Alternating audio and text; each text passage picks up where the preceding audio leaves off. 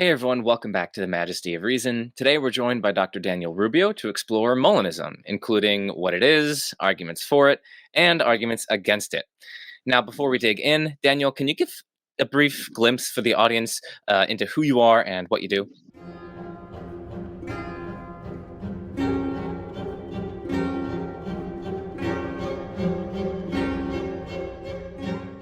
I am an assistant professor of philosophy at Toronto Metropolitan University, which some of you might have known as Ryerson. We switched names pretty recently. I work in metaphysics, in philosophy of religion, probability theory, logic, ethics, axiology, some of those areas. I've published papers on the existence of the best possible world, on methodology and metaphysics, on time, a handful of issues like that, several in decision theory. Molinism is a sort of old hobby, so to speak. I did a lot on Molinism when I was a master's student at Western Michigan, and then have sort of revisited it a couple of times over the years. So some of the arguments you're going to see, I was partially responsible for. Thanks for having me on the show. Yeah, absolutely. And for the audience, I will link your website and all different stuff about you in the description. So if they want to dig more deeply into your stuff, they can check that out. I've been meaning to have you on for the longest time, ever since you published your Mind article called Molinism Explaining Freedom Away with Nevin Kleimenhage. And what finally prompted me to ask you on was your recent Theological article called Still Another Anti-Molinist Argument. So for the audience, I'll put both of these articles and others mentioned in the video in the description.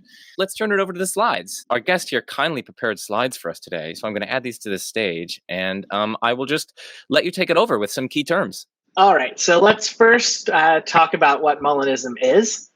Molinism is named for its creator, Louis de Molina, who was a Jesuit theologian and philosopher. And Molina was working on this old problem within theism, on how to reconcile, on the one hand, a strong doctrine of divine providence, and on the other hand, libertarianism about free will, or a view of free will where we have what Molina would have called the undifferentiated power for opposites. It first comes up in this sort of 16th century context. Within Catholic theology, you get this fight between the Jesuits, led by Molina, and the Dominicans, led by a number of figures. But Domingo Alvarez is one whose work has sort of had more influence on the contemporary literature than any of the others. And they have this whole long controversy, and then eventually it quiets down. There's a little papal involvement. And you end up with this theory sort of disappearing from the intellectual landscape for a couple of centuries. And then it reappears in the second half of the 20th century with Alvin Plantinga's Free Will Defense. Plantinga sort of accidentally rediscovers Molinism. And then since then, there's been a pretty robust contemporary debate. So we're going to start by just going through some key definitions of terms that have emerged as important in this literature. We'll start here on the slide. I've defined strong providence here means God decides exactly what is the case. So for any proposition P, God gets to choose whether or not P. That's what a strong doctrine of providence requires. And as you can see, that's quite strong. So anything that's what you eat for breakfast, how various atoms decay, all the way up to how you vote for the president, how the president decides various bills and laws, all these big Supreme Court cases. A strong doctrine of providence says God chose every single one of those outcomes. And it's been thought that that is in tension with certain relatively well-established views about how human freedom works. So, and here I'm just kind of cribbing some definitions from Peter van den Wagen, one of the major figures in the free will debate. So we can define free will as the ability to do otherwise. I'm sitting trying to decide, do I raise my arm? Do I not? And free will says whatever I choose to do in that situation, it's a free choice if I had the ability to do otherwise. Then compatibilism is the thesis that this having free will is compatible with determinism. And I'll note an ambiguity here that comes up in some of the literature later is that there are all sorts of ways to have a deterministic theory. So one kind of determinism says the causal laws or the laws of nature determine exactly what happens. It's the kind of determinism that you tend to find in scientific theories. But there are other kinds of determinism. So like the classic determinism at issue in this debate has been theological determinism, where God decides everything that happens. And so there's at least this very natural thought that if you want a strong doctrine of providence, you also have to have some kind of theological determinism. And so if you want free will, you have to be some sort of compatibilist. In like the Christian tradition, that's probably the majority view. Although among contemporary Christian philosophers, it's probably not the majority view, partly because of some of the debates that we'll cover as we talk about the first waves of Molinism in the 60s and 70s. So then libertarianism is the conjunction of the thesis that compatibilism is false, but we have free will nonetheless. And this is the view of free will that Molinists are trying to reconcile with a strong view of providence. So now we're going to start moving into key technical terms in the Molinist debate. And the first one is the term counterfactual of freedom. And this is straight out of Plantinga in his free will defense article. He's the one who coined the term counterfactual of freedom.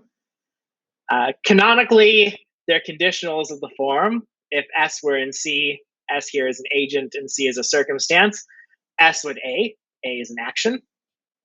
But as you sort of press on that canonical form and ask questions like what exactly counts as a circumstance, what exactly counts as an action, even what exactly counts as an agent, it's sort of come out that really these counterfactuals of freedom are any sort of conditional where you've got an antecedent that describes an deterministic process and a consequent that describes an outcome of that process.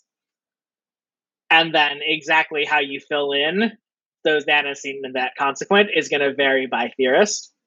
So then we have this term middle knowledge, and this is knowledge of the counterfactuals of freedom specifically.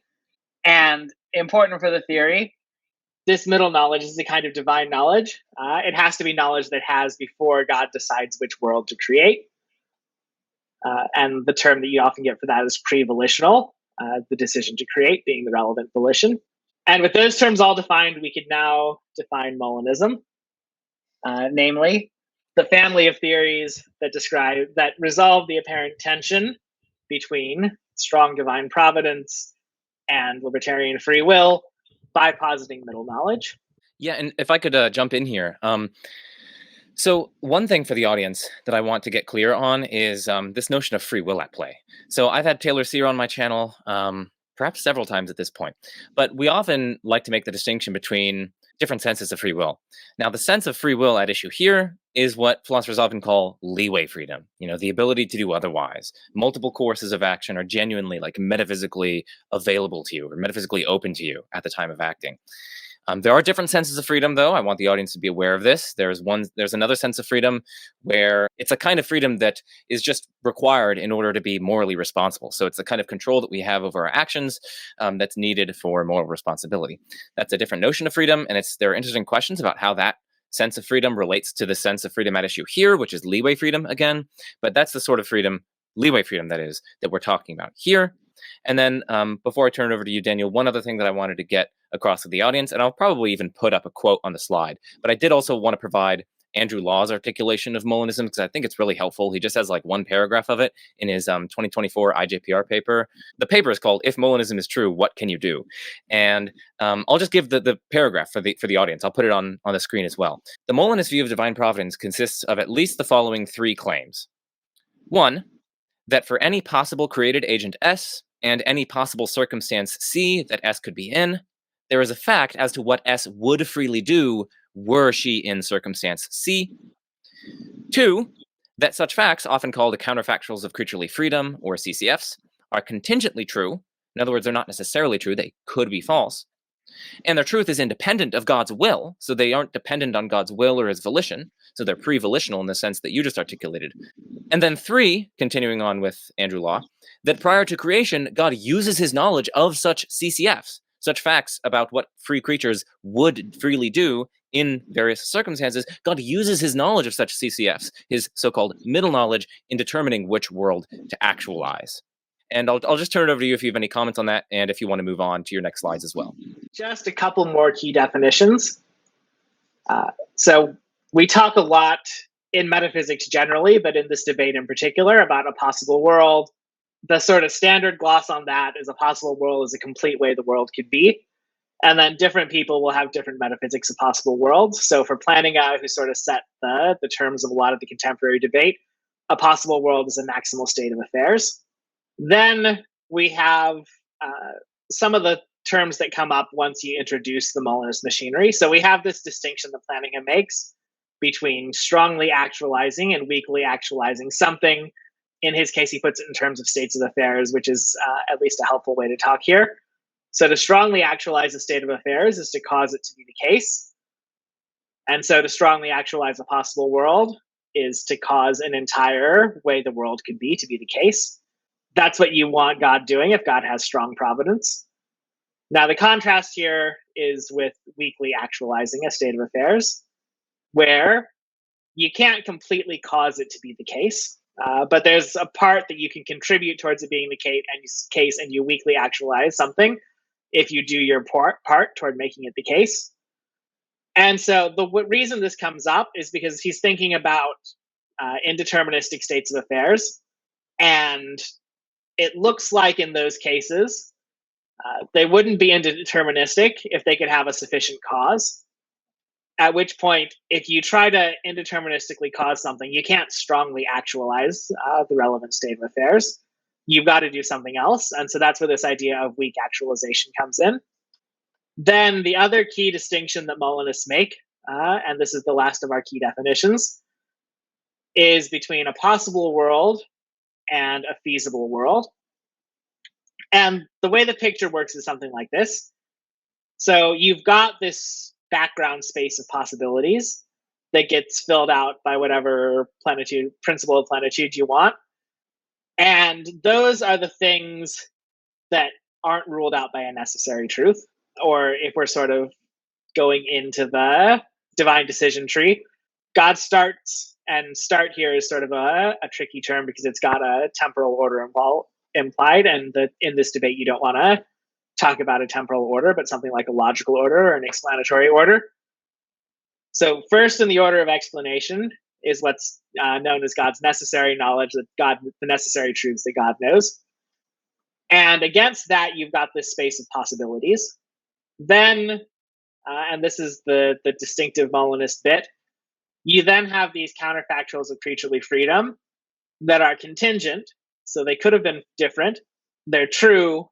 And God doesn't have any sort of say or influence on whether or not they're true. They just are, or they're somehow associated with creaturely essences. Or there are various stories about Molinists will give about why they're true, although they'll often end up saying that they're just brutally true. We'll talk about that later. And these counterfactuals, these are the things God knows in the middle knowledge. And they create a distinction between a possible world and a feasible world. So a feasible world is a possible world that also is consistent with the counterfactuals of freedom. And those are the worlds that Molinists think God could strongly actualize when creating. And a lot of the moves that Molinists are going to want to make theologically, a lot of the work to which they'll put their theory, is going to trade on this distinction between a possible world and a feasible world. So when Plantinga sort of reinvented Molinism, he was sort of a couple of rounds deep with J.L. Mackie in their debate over the problem of evil, which, just to give a really probably too short summary of what was going on. So Mackie gives this logical argument from evil. If you've got a God that's all good, all knowing, and all powerful, then it'll destroy evil when and wherever possible. It should be able to destroy any evil, being all powerful, should know about all the evil, being all knowing. So there shouldn't be evil at all. That's roughly Mackie's argument. And then Plantinga comes along and says, wait a minute, maybe God wanted free creatures. And if there are free creatures, then God's not going to be able to strongly actualize a world where the creatures never misbehave. Sometimes they will misbehave. And so while it's possible that all the creatures always do the right thing, it wasn't feasible for God to make that world. God sort of had to roll the dice on the creatures doing the right thing. And that sort of was a key piece of Plantinga's free will defense, and sort of became one of the reasons you got a lot of renewed interest in Molinism, since that helped provide a response to Mackey. So that's where a lot of this terminology comes from, and why I'm doing a lot of it in terms of planning as particular metaphysics. Is an easy way to think of a feasible world for the audience? Basically, the feasible worlds are just those possible worlds that are sort of available for God to create, sort of given the counterfactuals of creaturely freedom over which he has no control. So they're like the sort of worlds that God can controllably actualize or create, as it were, given these CCFs and all the necessary truths. Is that a kind of easy way to think of it? Exactly. Like, one way to do sort of picture thinking about this, think of like all the possible worlds as sitting in a bucket, and then the bucket gets poured through a filter, and the filter is just this network of counterfactuals of freedom. And what comes out of the filter are the feasible worlds, and those are the things God can choose whether or not to create. There are going to be a bunch of those worlds that end up possible but not feasible, which means that they could have been the case, but God can't create them because of these counterfactuals of freedom. Yeah, and importantly, again, for the audience, according to Molinism, these counterfactuals of creaturely freedom are such that God has no say over them. He has no control over them. Correct. So this is a sort of restriction on the range of worlds available to God to create that is out of God's control.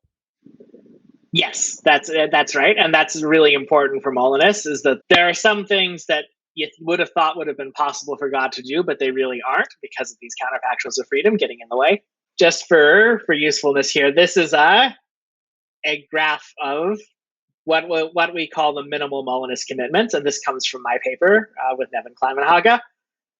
It just gives a sort of way to see with bubbles and arrows exactly what the basic Molinist theory is.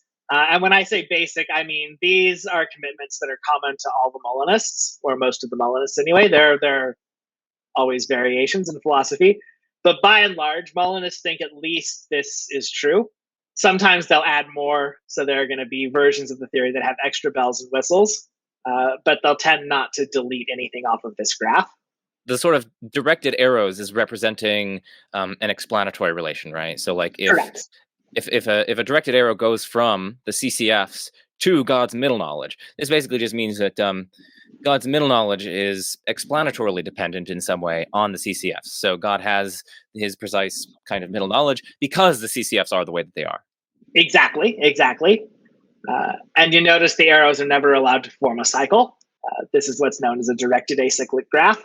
Yeah, and then about the no circularity condition, is that just a general kind of plank in the kind of literature on explanation, that explanation doesn't sort of run in a circle, or can you tell us a little bit more about that?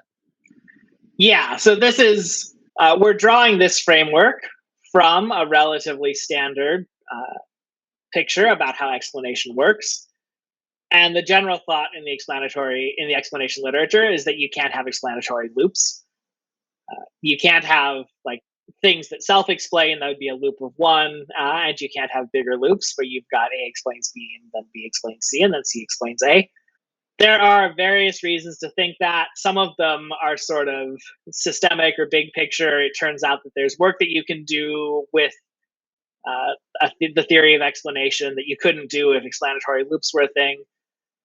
But it's also somewhat intuitive. Like, generally speaking, when you think about explanations, or if you think about chains of why questions, when you get into a cycle, something's gone wrong.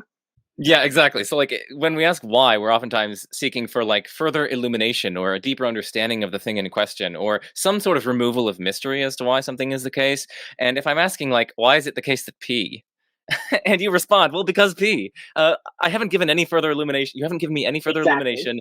I haven't increased my understanding. You haven't removed any puzzlement whatsoever. It just seems like a totally defective explanation. And similarly, I mean, that's just an obvious case of a kind of one chain. There's like a one stage where, we ask why P, then P. But you could also say why P because of Q. Well, why Q? And then you cite P again, where it's like, you haven't illumined things further. So that's kind of intuitive motivation.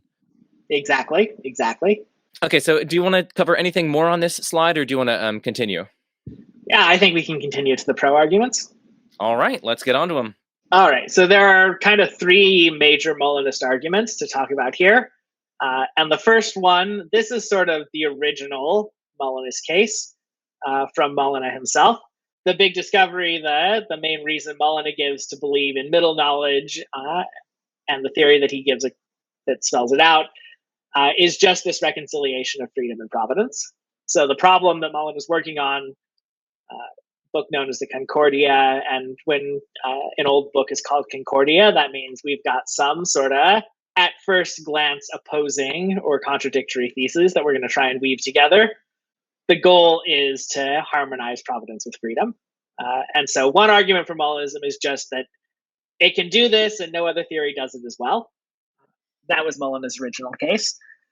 So a couple of things to note about the original Molinist theory, because like the rediscovered planning version and the original version kind of work somewhat at cross purposes. Like Planning's original goal when he accidentally rediscovered Molinism was to explain why there were some things that God couldn't do, even though God's supposed to be omnipotent. Molina's original project was to show that why God could do anything whatsoever, even though it kind of looked like there were some things that God wouldn't be able to do. That was the original motivation for middle knowledge. Look, God can control the outcome of free choices, even though it looks like nobody should be able to control the outcome of free choices.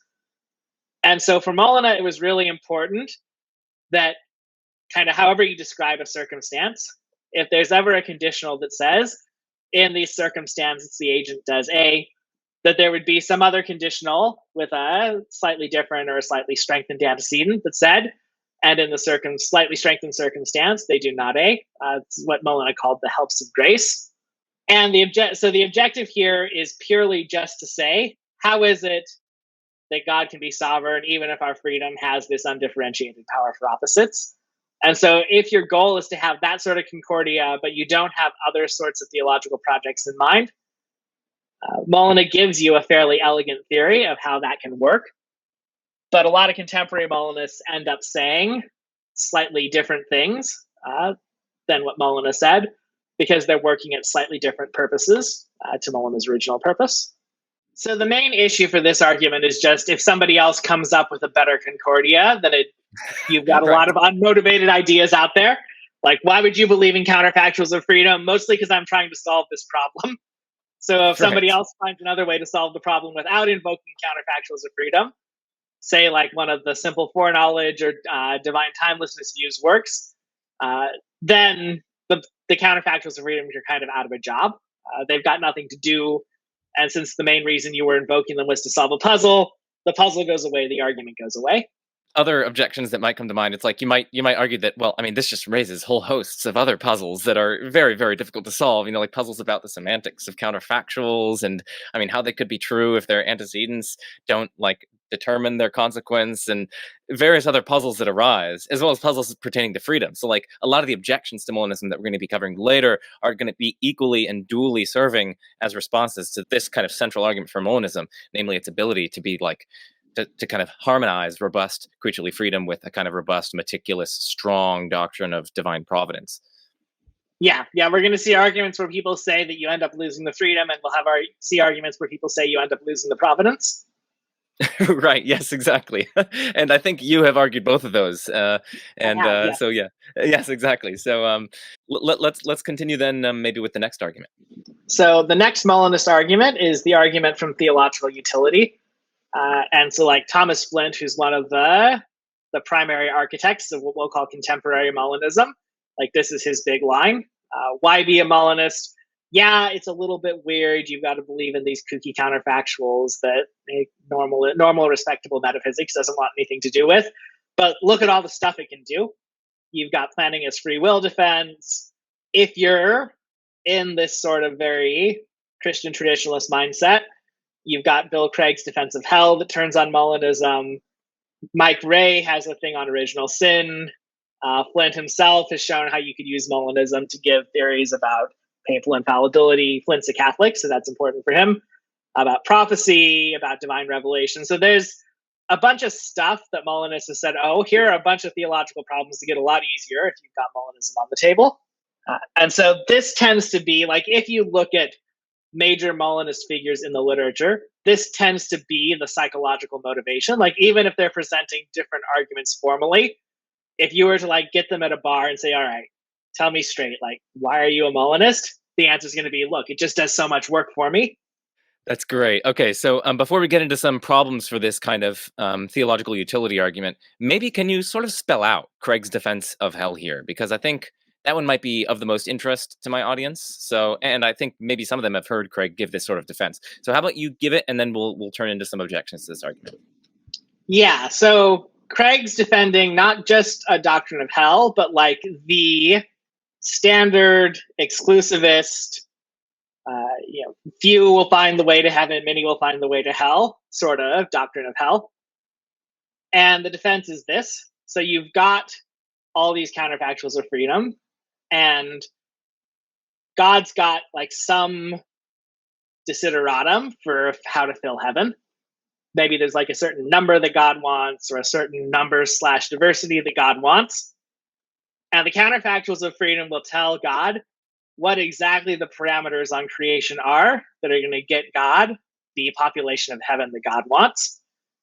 And it could be that to get the right population in heaven, you had to have a large population of other creatures around who were going to make bad choices and end up in hell. And so what you see sort of playing out historically, like even sort of paths that Christianity has taken across the world and things like that, Craig's going to say, well, all the folks who don't end up non-Christian for one reason or another, it's because, well, God had to make choices about which antecedents of these counterfactuals to make true that would send them the wrong way in order to get all the people, the right population that he wanted to go the right way. Let's get into some objections to this, the theological utility argument in general, but also to this application specifically. So I'll turn it over to you. Yeah, so some points to make about the theological utility argument. First of all, like planning as free will defense doesn't really need Molinism. Like if you don't have Molinism, the free will defense is way easier to run. It came up in the context of planning as saying free will is valuable, and then Mackey going, well, why couldn't God the Almighty have just created free creatures who always do the right thing? And planning going, well, there are just these facts about what they would do, and sometimes those facts aren't very friendly to God. So if you take away those facts, then planning has a different response to Mackey there, is just to say, well, look, it's just intrinsically unpredictable, even for omnipotence and omniscience, what free things are going to do. None of those, there's no fact of the matter there in the first place. So that's not really a plus for solving its own problem. That's one issue. Craig's defense of hell kind of strikes a lot of us, me, myself included, as kind of deeply undesirable. Say you create 100 billion people, you're trying to get 2 billion of them to heaven, you've got to send 98 billion. At that point, like, no, just give up, do something else. Right. Make a new plan. Yes. If you don't find the traditionalist doctrine of hell, exclusivist doctrine of hell desirable in the first place, then you're going to think that providing it a defense is a demerit, not a merit. Yeah, there is that. That's one of my reservations, that it's providing it. Yeah, that's a sort of demerit rather than merit. I guess a few other things here. It's like, why actualize these people in the first place then? I mean, like, I think I heard someone say, like, couldn't God have just actualized, let's say, like, pea zombies in their place or something like that? And you might think, like, sure, this does indeed zap some of our earthly relationships of some of their value. If you think that some of us are, going to be in relationship while on earth with people who will end up in hell, but like compare it to the alternative. Like they are really created, and it's like infinite disutility in hell, right? So like that seems so much worse than just like a few years of a relationship with this person, which isn't as meaningful as you thought that it was because they turn out to actually be a pea zombie. So I feel like it would be heinous to actually actualize the people there who are going to go to hell, as opposed to like pea zombies. I don't know what you think about that. What do you think about that? Well, the counterfactuals of freedom could specify that you only get the right outcomes if they're actual people, as opposed to pea zombies or simulacrums or dream people or something like that. Like, this is part of the usefulness, but also the annoyingness of Molinism, is you've got this vast flexibility to speculate about what the counterfactuals of freedom might look like. And because you're talking about like some ungodly order of infinity of sentences, you can't actually come up with realistic models to test these sorts of things. That brings me to a different point. So I know Josh Rasmussen has a paper in religious studies. It was one of his earliest papers. It's like in 2004 or something like that. So yeah, I've got the title here. It's called On Creating Worlds Without Evil, Given Divine Counterfactual Knowledge. And I think he argues therein that basically, given the plausibly like vast number of possible persons and different kinds of creaturely essences that vary in so many different ways, Josh thinks that it's just like overwhelmingly intrinsically probable that there are going to be feasible worlds in which agents are basically always like would freely accept Christ or would freely choose to do the right thing on every given circumstance. So basically, it's like saying, while it is like logically possible, this defense of hell that Craig is providing, given the ginormous number of possible creaturely essences and the fact that CCFs seem contingent, you might think that it's just going to be very intrinsically probable that God would be able to find billions of creatures, all of whom would freely accept Christ. What do you think about that? Yeah, I mean, it's probably measure one, that those worlds probably have measure one over and against the unhappy worlds. Yeah, exactly. But I'm also not sure what the significance. So it's not like the counterfactuals creaturely freedom are decided by some chance device that takes the intrinsic probability and spins a dial to see what happens. They're just brute truths, and if they're just brute truths, then they're not really explained. If they're grounded in essences, I'm not really sure how to think about the probability of an essence being a certain way, since the properties in essences are supposed to be necessarily encoded. So, well, I think it's true that, like, in a normal way of thinking about number, like a Cantorian way of thinking about number, the number of worlds where the agents generally always do the right thing or generally always find their way to Christ in the end, or however you want to say what good worlds look like, are going to have a higher cardinality. And so if you try to do the measure theory, we'll have measure one against the unhappy worlds. I'm not sure how to make that fact significant in this debate. Interesting. Yeah, well, it's just fodder for the audience to think about. I guess one final thing that I wanted to mention that I've seen some people bring up at this juncture with respect to Craig's defensive, Molinist kind of defensive hell. They say the view almost seems racist because it's like, all these 99% of people in Thailand, for instance, are like, there are certain races which are such that like a disproportionate number of them do not accept Christianity in this life. So like the view would seem to imply that like these races or like certain peoples or certain groups of people are just like uniquely morally kind of depraved or something like that, such that they like wouldn't even accept Christ were they presented with it, and they would continue in their sinful ways or something like that. And I don't know, it just seems a bit odd and seems uncomfortable. I get to start shifting in my seat if we have to say that about like 99% of people in Thailand specifically, as opposed to like, like Texas or something. That seems a bit, I don't know what the word is, like racist. I don't know. What do you think about this? I'll say two things. Here's the best thing I can say for Craig on this. The fact that somebody would make the wrong choice under the circumstances that God chose to actualize doesn't necessarily say that they're morally depraved. They could have just been caught in like an unlucky network of counterfactuals where God had to sacrifice them to achieve some desirable thing. So that's like me trying to channel Craig of what he probably should say here. That being said, I think that this is a pretty good objection. And in fact, I was at St. Thomas Summer Seminar. It was summer of 15, summer of 16, one of those, where David Manley pressed a very similar point to Craig, because Craig was there presenting on Molinism. No, was on fine tuning. I think he was talking about fine tuning, but this came up because often when you're at one of those things with Craig, Molinism will come up some way or another. And so like David pressed this point, and we were all waiting for Craig to be like, no, it doesn't have that implication, and here's why. And like he didn't. It just like went zipping by, like he might have nodded or something. I don't know if he like didn't catch the point entirely or realized that it was a really uncomfortable one and decided to move on. But afterwards we were all like, wait, what did he just agree to that? So yeah, I would love to hear what Craig actually thinks about this problem, because it does seem like quite a bad problem for him if you're going to say like, look, God had to choose the population of heaven, and it turned out that an awful lot of those ended up being Europeans and Middle Easterners. Right. Yes, that is yeah, it's very uncomfortable. Anyway, but let's turn to the final problem that I don't think you've mentioned yet for the theological utility argument, and it's basically just that, as you say on the slide, it seems to be dependent on the anti-Molinist arguments failing. So I'll turn it over to you. Yeah, exactly. This is sort of like it's a fine theory if it works, but there are lots of fine theories that didn't work.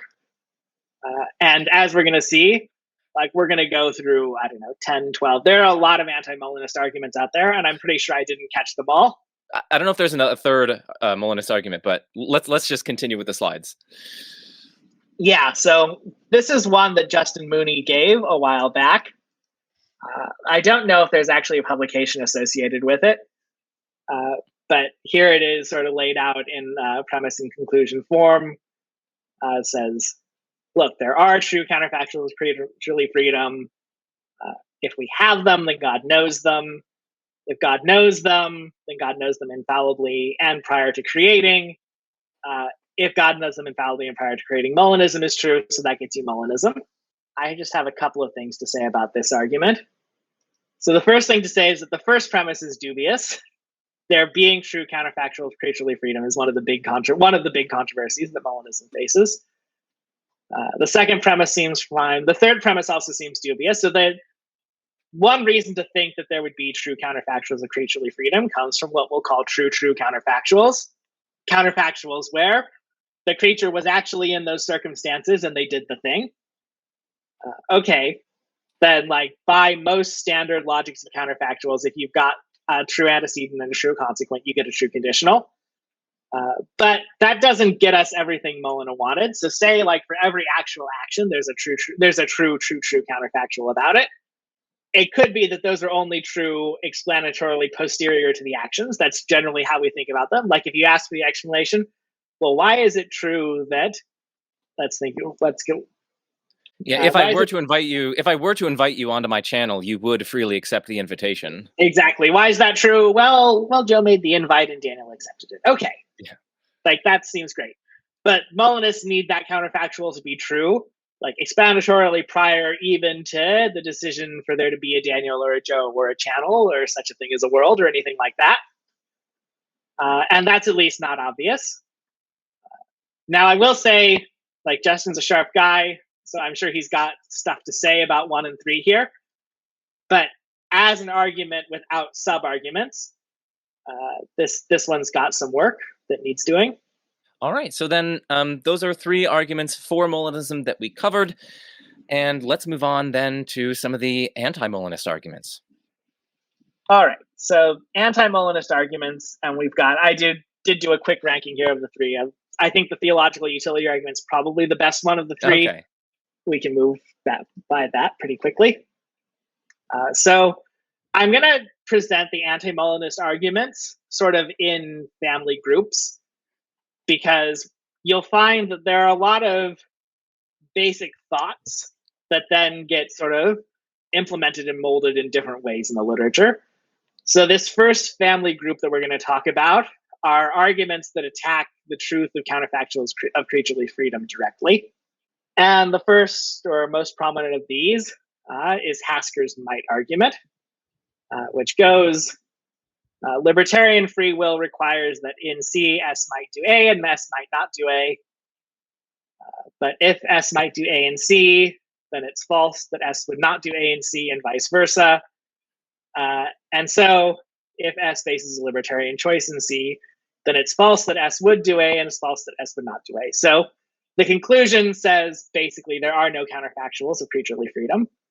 And this is supposed to follow from this consequence of libertarian free will. So a couple of notes on this argument. First of all, it uses David Lewis's logic of counterfactuals. And 2 things to know about that. So number 1, the logic of counterfactuals that David Lewis came up with was a huge breakthrough. Like before that book, Counterfactuals, or sort of this cohort of that, there was that book and there was a paper by Robert Stalnaker. Counterfactuals were kind of like this philosophical mush. Nobody quite knew, like everybody knew that they were important because they kept coming up, and nobody quite knew how to deal with them rigorously. And in that sense, what's come to be known as like the Lewis-Stalnaker theory of counterfactuals has become the like philosophical baseline, but it is a bit dated. Like if you were to go look for the cutting edge stuff on counterfactuals, the logic may not look all that much. The semantics, at least, may not look all that much like David Lewis's. I take it that this argument is relying on the following principle, that if the following is the case, if some subject were in circumstances C, then S might not perform action A. So if that is the case, then the following is actually false. The following CCF is false. If S were in circumstances C, then S would do A. Correct. So in other words, you can't consistently claim that if S were in C, then S would A, while also granting that if S were in C, well, S might not actually do A. You can't consistently do that. Will some of these more recent counterfactual logics allow for one to consistently hold both of those? They'll tend not to, but they will also tend not to make as big a deal of the mites. Okay. So, like, you can have a mite counterfactual that works the way David Lewis's does. Like, that's just a matter of defining your symbols. But then, if you go into, like, Stalnecker's logic of counterfactuals, which has a principle known as conditional excluded middle, basically says one of those if A then P or if A then not P has to be true. So if you've got that in your logic, then you're just going to lose a bunch of mite counterfactuals. If they're defined the way Lewis does. And there's been like more sympathy for Stalnecker-esque logics. The contemporary counterfactual landscape is really, really complicated, and it's got things like the dynamic theories that weren't even on the table back in the late 60s and early 70s when Lewis and Stalnecker did their stuff. All right. Well, then let's move on to the problem of TT Molinist, true Molinist conditionals. Right. So a consequence of this argument is that there aren't true counterfactuals of freedom, but that, look, this means that you've got these true counterfactuals that, like, if Joe invited Daniel would accept. Like, that looks like it's in pretty good standing. And it looks like the Molinists should be able to say, well, look, we at least have this much. Like, these ones are true. Now, that doesn't get them completely out of the woods because there's this question of where in the order of explanation they end up true. And if they end up true, like, explanatorily posterior to the actions, then they're no good for the Molinists. But that at least puts some pressure on the person offering the mite argument they've got to say something about like when the mite conditionals are true versus when the would conditionals are true. But probably the main response that Molinists have made is this second problem, what I'm calling the problem of the libertarian intuition. And this comes from Paul Wieringa, where he says, look, you've got this intuition about how libertarian free will works, and there are different ways you could precify it. And one way is with the Lewisian mite counterfactuals. But here are two alternatives. One alternative is to say, well, in C, S retain the power not to do A. That's what libertarianism requires. And another alternative is just say it's possible that S is in C and doesn't do A. And neither of those are at least obviously equivalent to the having both mite counterfactuals be true. In which case, Molinist libertarians might say, look, we just don't accept that if S were in C, S might do A, and if S were in C, S might not do A, as following from our version of libertarianism. We accept one of these alternatives instead. Okay, so that's Hasker's argument, and some notes or potential worries on that. Well, what's your general verdict about this argument?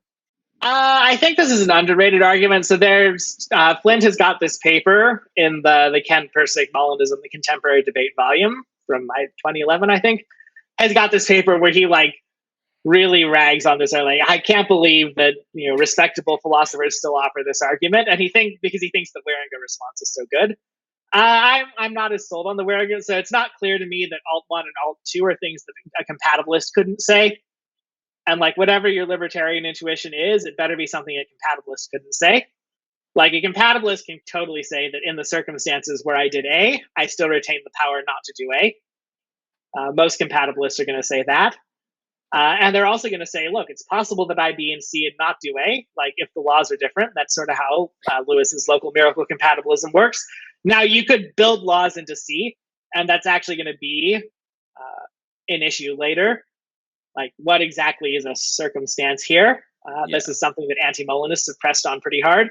If you do build enough into a circumstance, then Alt 2 is something that a compatibilist can't say anymore. But usually, if you do that much, it's also going to entail the two mite counterfactuals. So then things get a little bit awkward.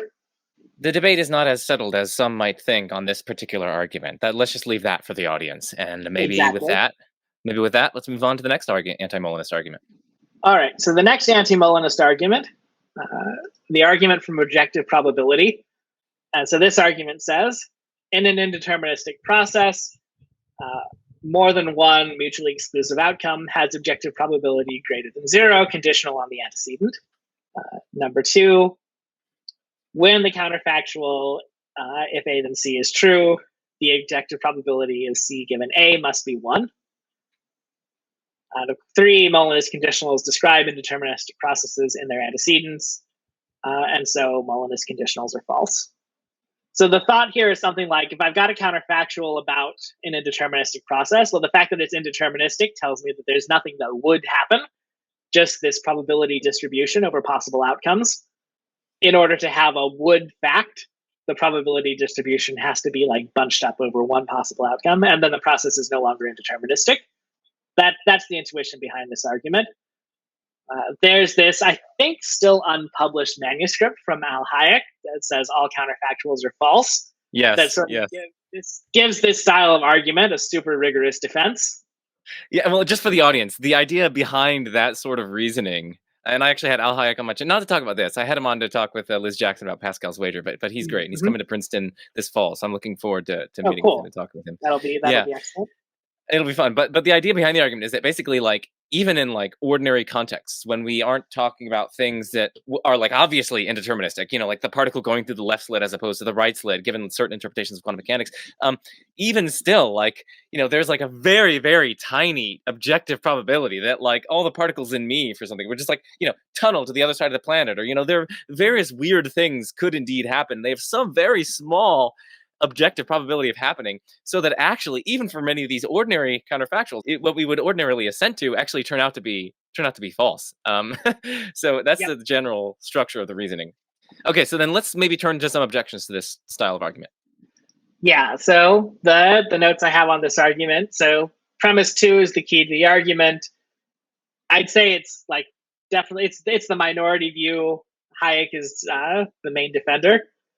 But it's worth noting that this has some features that the might argument doesn't have. So the maneuver the Molinists use to escape the might argument doesn't work here, since even if the ability to do otherwise doesn't imply positive probability, like generally speaking, most libertarians still want to say most of the time there's an objective chance that you'll do different than you did.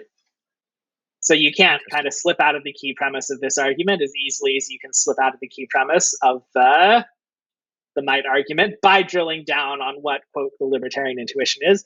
Now, you could drill down on something else and say, like, no, even if there's a small objective chance of things going differently, we still can have would facts. I'd say that's more often than not the response that Hayek gets. Yeah, I mean, that's just my intuitive reaction to the argument. When I saw it, I was like, well, yeah, premise 1 seems kind of unassailable. Premise 3 seems kind of unassailable. Premise 2 seems like where the debate's going to be. And while there may be motivations for it, as you rightly say, it is in the minority. Right. It's a highly revisionary view of how counterfactuals work. Like, you might think that especially if the goal of a theory of counterfactuals is to capture the logical structure of discourse around the term would, like making them all false just means you've got a bad theory of counterfactuals, kind of the same way that a theory of knowledge that implies skepticism is a bad theory of knowledge. So this is bringing us into the next family of arguments. They're sort of spearheaded by Bob Adams's grounding objection. And so the grounding objection goes like this. First premise, if counterfactuals of freedom are true, their truth is grounded in something. Nothing pre-volitional is adequate to ground the truth of counterfactuals of freedom. So counterfactuals of freedom are not true pre-volitionally. If there are no true counterfactuals of freedom pre-volitionally, then Molinism is false. And so Molinism is false. It's Adams's, 77 paper, Middle Knowledge and the Problem of Evil.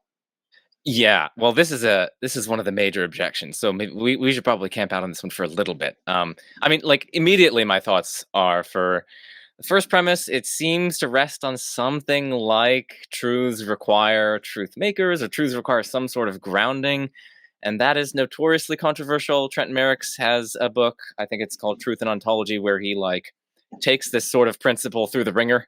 And he talks about like negative existentials, like there are no unicorns. That seems like it's true, but it's very hard to pinpoint some existing thing which like makes it true. Do we have to posit like an absence of unicorns, or do we have to posit some like maximal state of affairs which entails that there are no unicorns?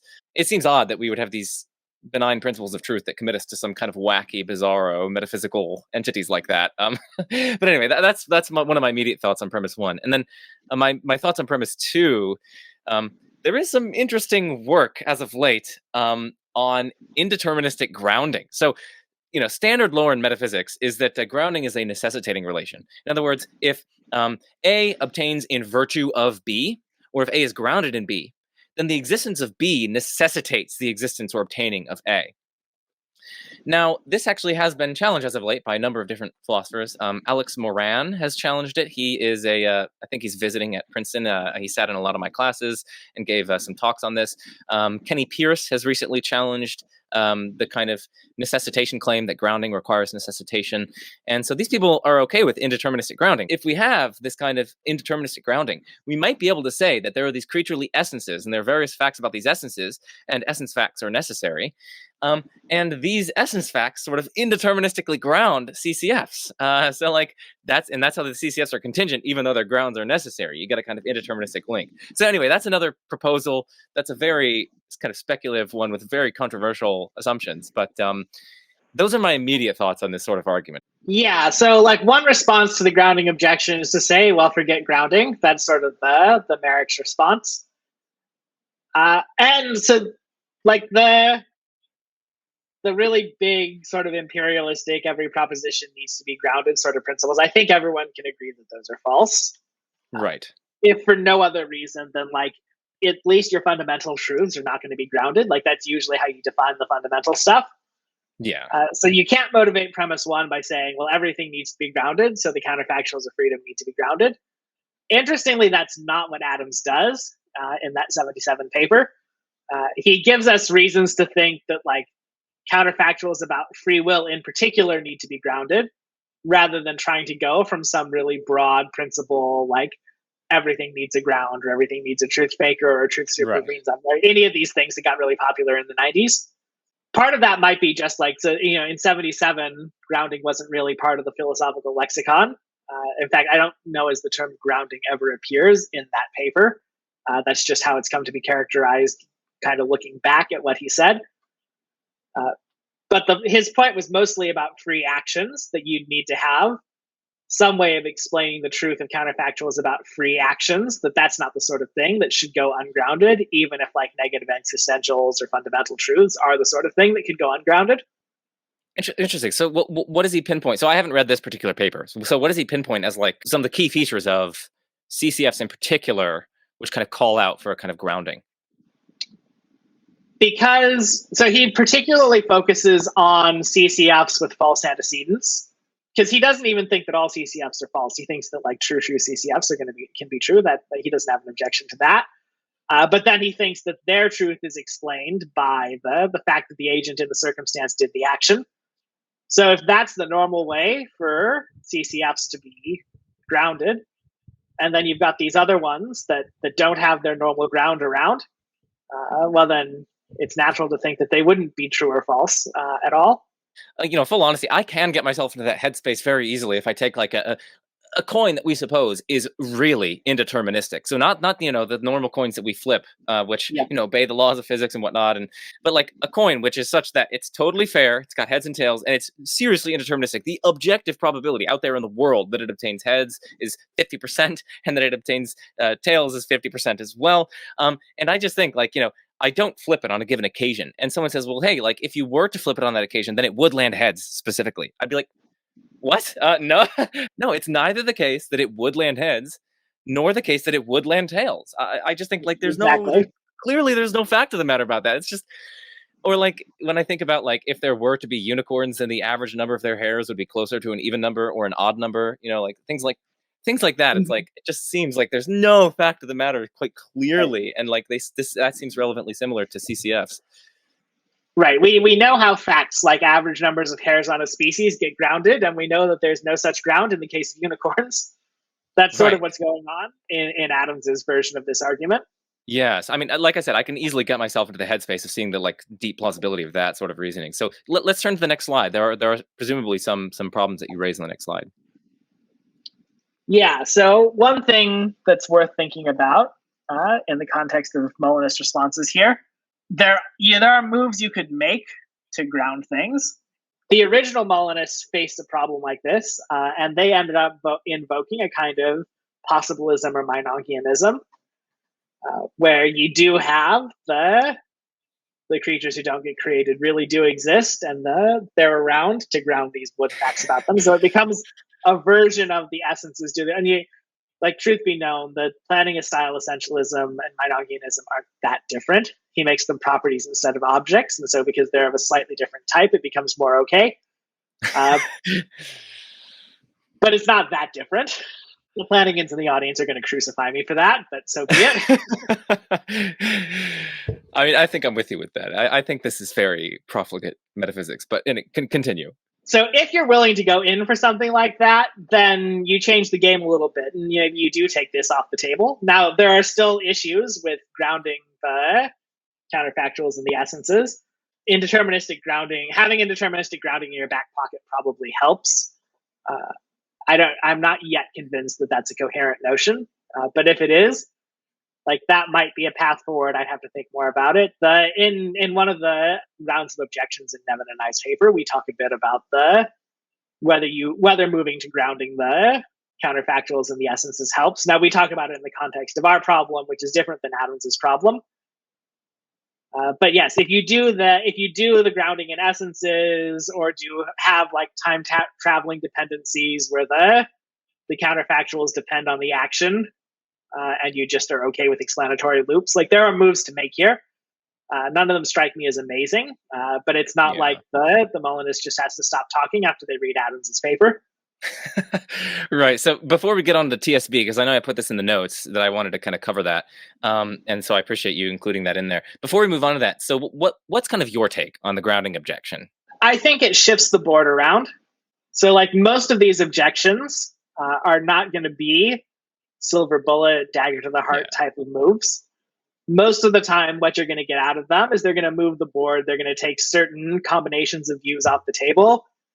And then you sort of, as the anti-Molinist, what you want to do is sort of build this thicket of objections where each Molinist counter move ends up getting them into a different problem, so that there's no way to give the theory unproblematically. And so the grounding objection sort of does its job. It occupies a space of the board and says, like, here's an area that's going to make Molinists really uncomfortable. Let's chase them over somewhere else. And then you start going after the new commitments that they take on to avoid the grounding objection. Yeah, I think that's very similar to my kind of take on the objection. I mean, it's like, when I do get myself into that headspace that I was mentioning earlier, where I compare these CCS, which seem to me to be totally relevantly similar to like the coin flipping case and the unicorn case, they're contingently true. If they're true at all, they're contingently true. And we got the indeterministic antecedent and so on. So like, when I think about that, and I do think there are ways to avoid it, but it's like you end up taking on certain commitments, and those commitments have various independent objections towards them, and it's like you can consistently avoid the objection. I totally grant that, but the question is, it's a question of the kind of intellectual price tag and the kind of mounting commitments these to take on to avoid each of these objections. And when you get to the end, it's like they've built up this ginormous edifice which relies on all these like very specific metaphysical claims, many of which are like independently challenged in the literature quite extensively from a wide variety of sources, and it just makes the theory look much more unattractive overall. Yeah, exactly. I completely agree with that. Okay, so then let's move on to the truth supervenes on being point. These problems, like the ones that Merrick's brings up, but the problems about negative existentials and things like that, show up pretty quick after you get the first round of truthmaker or grounding type principles. Like, every proposition should be grounded. That thought, and the response, one of the first responses with this idea that truth supervenes on being. And since supervenes is a weird word, we'll start by defining it. So here's the definition of supervenience. The A's supervene on the B's if and only if any possibility that differs A-wise also differs B-wise. So you can think of A's and B's as like classes of properties, classes of fact. It's a little bit malleable there. But if you want to change something about how the A's are, then you must also change something about how the B's are. And so the classic example of this is the supervenience of the moral on the non-moral.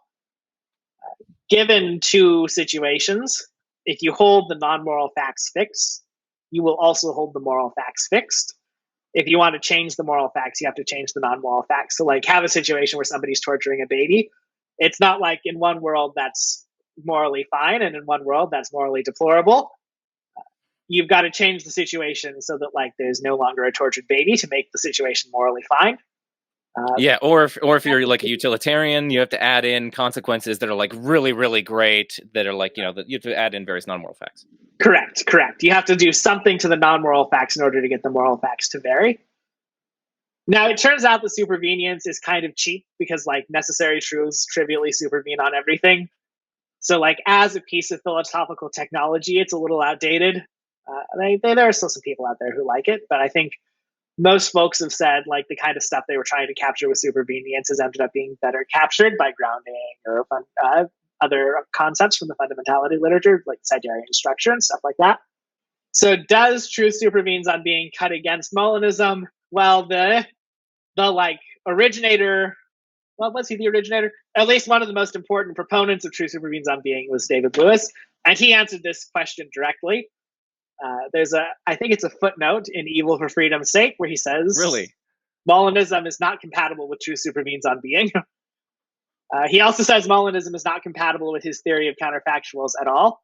So like the couple of folks out there in the literature who still try to use the Lewis theory of counterfactuals to defend Molinism, cut that out. But the man himself said it doesn't work.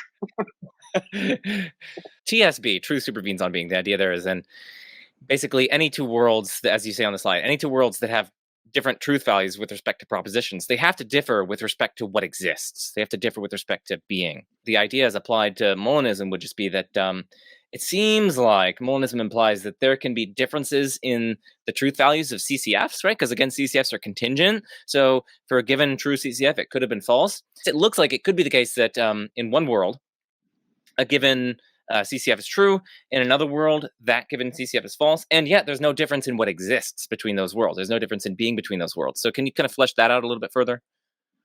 Yeah, so that's like the kind of violation, that TSB violation that you're thinking of. It's a little bit tricky here because like being is a relatively vague idea. Yeah. Like, does it have to narrow in on specifically what exists? But like, what does it also say about the features of the things that exist? So like you could think holding fixed what exists and changing its features is going to generate a change in truth values for some propositions, but that seems okay. Like, say there's another possible world where everything's the same except I'm wearing a white shirt instead of a black shirt. That seems like a great candidate for a possibility. Like there's a white shirt right there in my closet ready to go. I could have easily picked it. And yet, like, unless you're doing really weird, getting into really exotic objects like quad objects or something like that, there's no difference in being between the worlds. What's different is like some of the features of the world. So then once you let features in the door, the Molinists can say, well, hey, look, here's a feature like being such that you would have done this and that under those and those circumstances. Yeah. So like there are things that the Molinists can say to put pressure on this here. My own view on like the is Molinism consistent with TSB debate is it probably isn't once you spell out TSB in sufficient precision that like you avoid the different shirt worlds without getting it into like a totally trivial thing, which itself is not an easy project. But because supervenience is a sort of outdated bit of technology, it's like it's a minor prize at best. Right. Thank you for including the TSB sort of discussion. I thought that was interesting. So maybe we can go on to the next argument, the next anti-Molinist argument. Yeah, I mean, the TSB fight was super prominent in the literature, especially in the 90s and early 2000s. So the next anti-Molinist argument, the argument from Bruteness. So one way to respond to Adams's grounding objection, or Adams's grounding challenge, is to take Molinist conditionals as brute. And so Trenton Merrick's is like the banner guy on this move. That he says that they represent the world's counterfactual aspect. I think that's in Truth and Ontology. And so this gives another objection, namely, Molinism posits brute facts. Ceteris paribus, theories that posit brute facts are inferior to their rivals. In this case, ceteris is paribus, so Molinism is inferior to its rivals. Okay, for the audience. So, ceteris paribus just means all other things being equal. So, but this is basically just saying, like, all other things being equal, theories which posit brute facts are inferior to their rivals. And in this case, all else is equal. So then Molinism is inferior to its rivals. That's sort of, that's translating that for the audience. And I do also want to just note that there's a different way to put this sort of argument. Some people might think that a version of the principle of sufficient reason is true, according to which there can't be brute or unexplained contingent facts. But if we think that Molinism posits these brute contingent facts concerning which CCFs are true, right? Remember, these are contingent and they're true. And at least a number of Molinists say that they're brute. They don't have any explanation. I think William Lane Craig sort of favors this view. Well, then you're positing these brute contingent facts, which is incompatible with at least versions of the principle of sufficient reason that also a number of theists like to use in their arguments for a necessary being. So just want to highlight that and that connection to other debates here. Yeah, that's fair. The principle of sufficient reason is another one of those that's got about 15 different formulations, some of which are the Molinists will run afoul of, and some of which they won't. And so it's just going to become a picking game where if you're a Molinist, you better be careful to formulate your principle of sufficient reason in such a way that it doesn't take away your conditionals. So a couple of things to note about this argument. So number one, it's not a direct argument for the falsehood of Molinism. Now you might think that none of these are really direct arguments for the falsehood because there's always a move and response, and then you attach a price tag to the move. This one sort of cuts out the middleman and goes straight for we're giving an argument based on a principle of theory choice, and the principle of theory choice says boo Molinism. So that's one thing to note is sort of different than the other arguments we've seen, and it's not the first argument like this that sort of directly targets the theory choice question rather than trying to, well, here's an argument that Molinism is false, and now the ball's in the Molinist court to respond. The other thing to note is that its principle of theory choice is common, but it's not universal. And usually when you've got a view in philosophy that's common but not universal and is bad news for Molinism, Molinists get really good at denying it. This is true. And the third thing to note is that it depends somewhat on the quality of the alternatives. So a lot of Molinists are going to say, well, no, all things are not equal because this is the only one that preserves libertarianism and strong providence. Right. In other words, they're adverting back to Molina's original argument for Molinism. So that's why I wanted to bring up the alternative formulation of the objection, which is it wouldn't be focusing so much on all of the things being equal, but more so just focusing on hey, we try to independently motivate this version of the principle of sufficient reason, which says that there aren't brute contingent facts, but Molinism seems to posit brute contingent facts, therefore Molinism is false. I think that might be a way to get around that particular objection. Yeah, I think so here's where this argument definitely scores a hit. Bruteness is a demerit in philosophy. It just is. It's a demerit that everybody has to take at some point. Nobody can explain everything. So the question is just sort of, have you chosen a good spot for the bruteness to go? This might just be adverting to sociology, but a lot of people sort of think counterfactuals about what a free agent would do ain't it. Yeah. I'm kind of sympathetic to that objection, but maybe let's continue on with the next anti-Molinist argument. All right. So this brings us into the next family of anti-Molinist arguments, and this one is a little bit of a doozy. As you can see, the font got much smaller, trying to put it all on one slide. So this is the explanatory priority argument, and we're going to see sort of three different but very similar versions of this. This is the version that you get from Bob Adams in his 91. An new anti-Molinist argument, an anti-Molinist argument. There's this sort of fun string of titles where, Bob published this first one that's another anti-Molinist argument, and then Dean Zimmerman published yet another anti-Molinist argument, then I published still another anti-Molinist argument, and on the other side, you've got a new anti-Molinist argument, yet another anti-Molinist, still more anti-Molinist. So you get this sort of title game going back and forth that the Adams paper that gives this argument. Hasker had an earlier paper that actually gave the first version of this argument, but it's kind of universally agreed that Adams's version is better. So here is the argument. Apologies as I get a little closer to read the text. So according to Molinism, the truth of all counterfactuals of freedom about us is explanatory prior to God's decision to create us. God's decision to create us is explanatory prior to our existence. Our existence is explanatorily prior to all of our choices and actions. Explanatory priority is transitive. Therefore, it follows from Molinism that the truth of all counterfactuals of freedom about us are explanatorily prior to all of our choices and actions. Now, notice we jump from 5 to 10 here. That's because the Adams's reconstruction of Hasker had a bunch of extra premises that he went ahead and cut out and skipped in his sort of final presentation of the argument. So that jumps up to, it follows from Molinism that if I freely do A and C, then there's a counterfactual of freedom F star, which says if I were in C, then I would freely do A.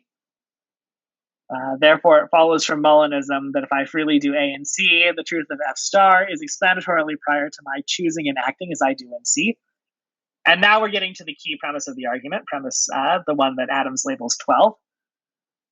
If I freely do A and C, then no truth that is strictly inconsistent with my refraining from A and C is explanatorily prior to my choosing and acting as I do in C. The rest is just sort of bookkeeping. The truth of F star is explanatory prior to my doing A and C. If Molinism is true, if I freely do A and C, then F star both is and is not explanatorily prior to my choosing and acting as I do in C. And so if Molinism is true, I don't act freely in C. So this is the first argument that sort of ties together the idea of Molinism has got this particular explanatory structure, and the structure is freedom precluding.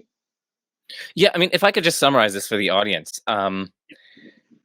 it's basically saying that according to Molinism, there is going to be a truth or a collection of truths which entails that I'm going to do something in a given circumstance, and which is explanatorily prior to my doing that thing in that circumstance. So I do that thing in that circumstance at least partly because of the relevant truth, the truths which entail that I do it.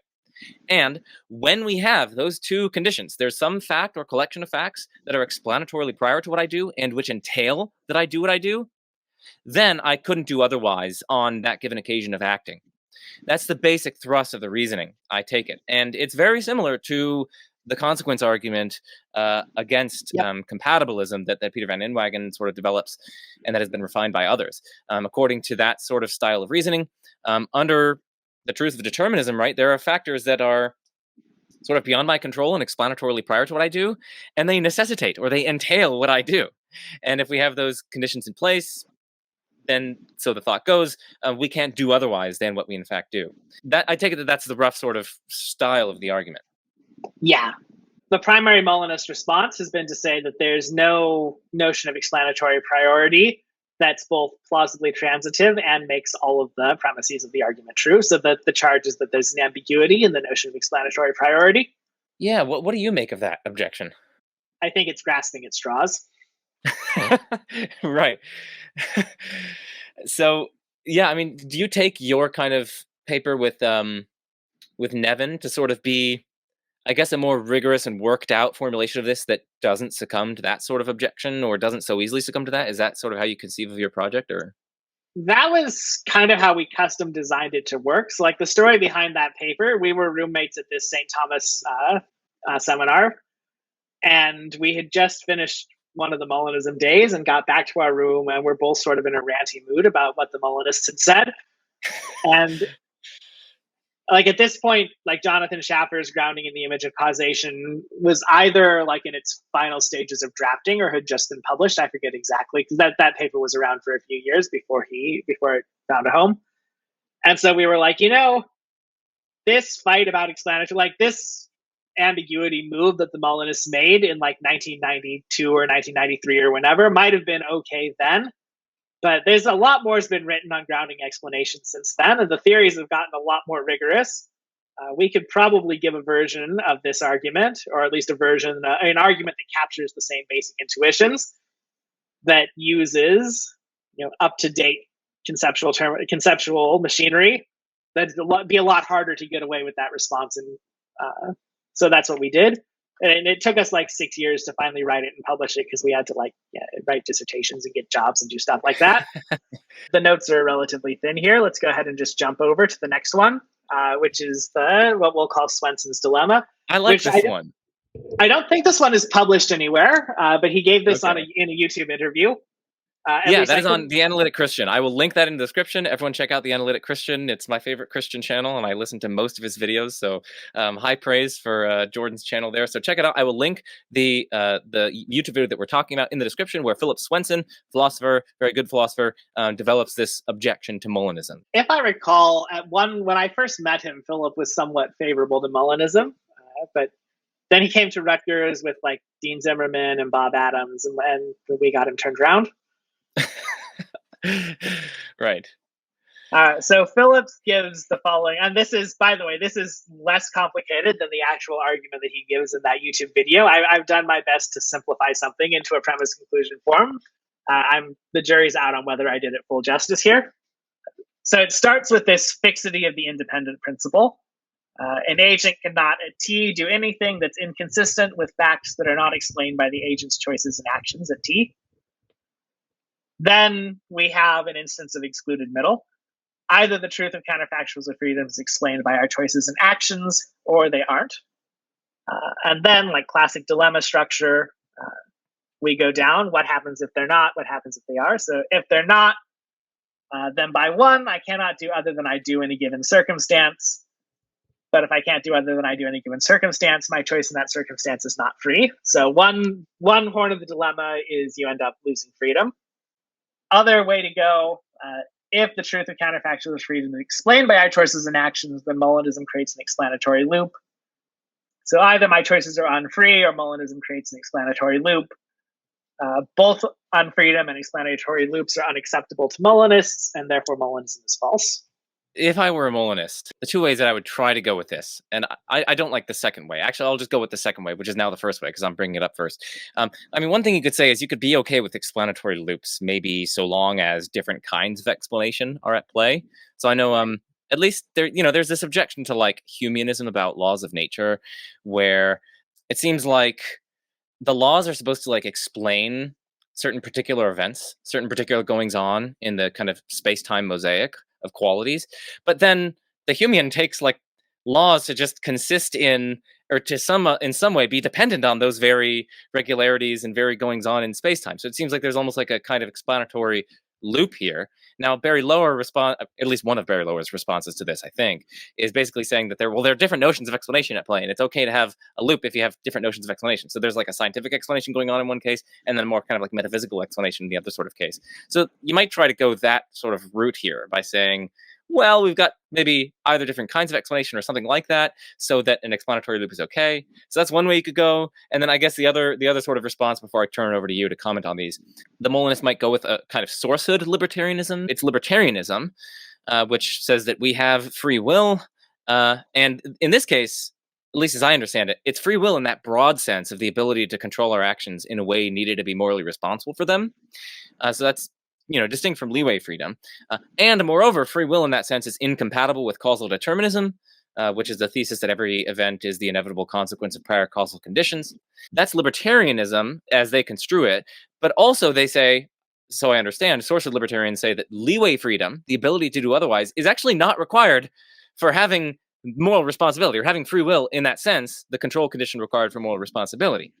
And by contrast, sourcehood freedom is required. So like we need to be the appropriate sources of our actions. We need to be maybe even the ultimate sources of our actions. And sourcehood freedom is incompatible with causal determinism. And so that's kind of why they are libertarians. They think sourcehood freedom is required for free will in that broad sense that I mentioned.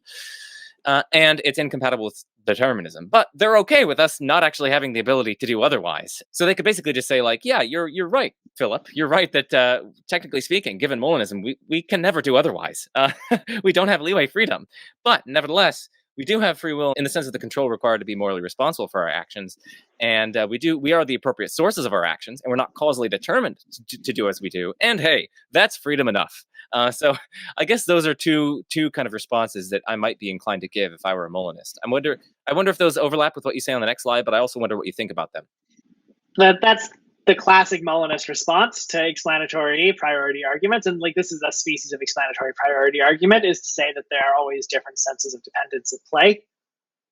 So that same move that the Humeans make, I think there's a paper by Peter Van Elswyk and Mike Hicks that lays this out really well in an exchange with Mark Lang.